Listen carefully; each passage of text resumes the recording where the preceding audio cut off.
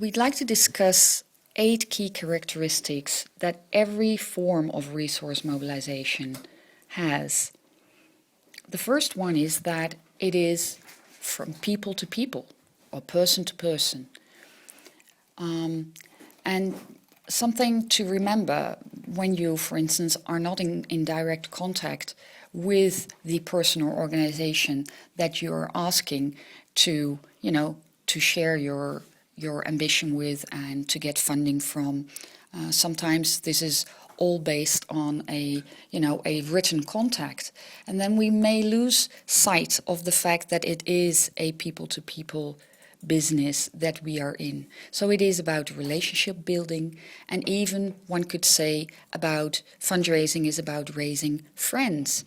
You need to establish relationships where people believe in what you're going to do and believe you can deliver on that.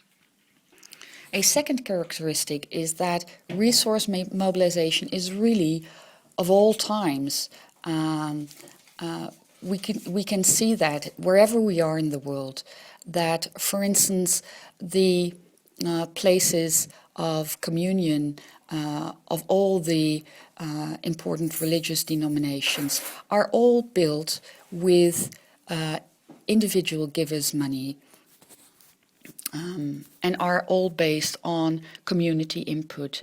The Hindu temples, the mosques and the cathedrals are all built with individual money.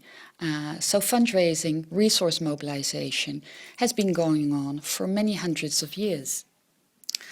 A third characteristic is that resource mobilization works almost everywhere. And this is always a characteristic that can stir up some debate.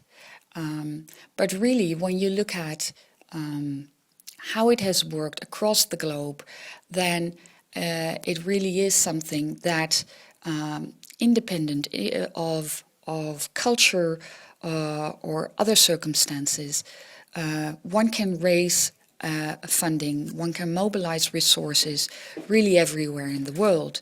Now, of course, you will have to tweak it according to the group of people that you're approaching, to the cultural setting that you are in. And of course, there will be maybe logistical or other practical realities that you need to involve, like, is the banking system working, or can we use the postal system? And if that is not the case, you will find other ways. But the principles of resource mobilization really apply practically everywhere. Now, having said that, it is true that in societies where there is a strong or a growing middle class, that mobilizing resources is easier, because it is particularly the middle class that can really fuel resource mobilization results.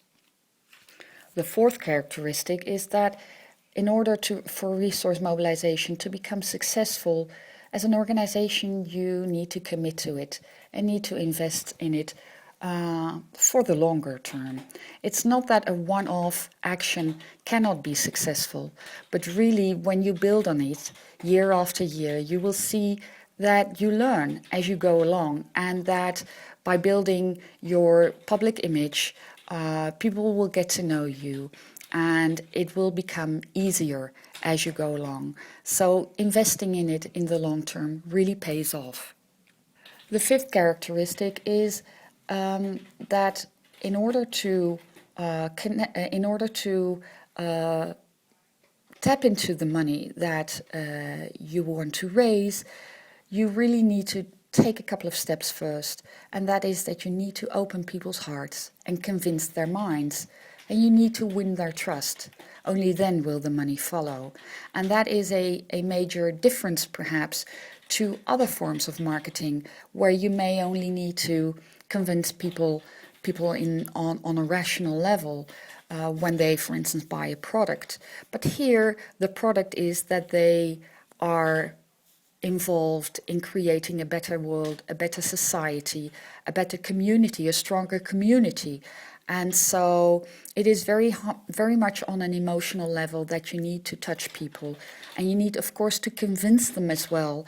They need to have trust and faith in you, and then they will invest whatever, you are asking, be it resources, be it their time or their talents.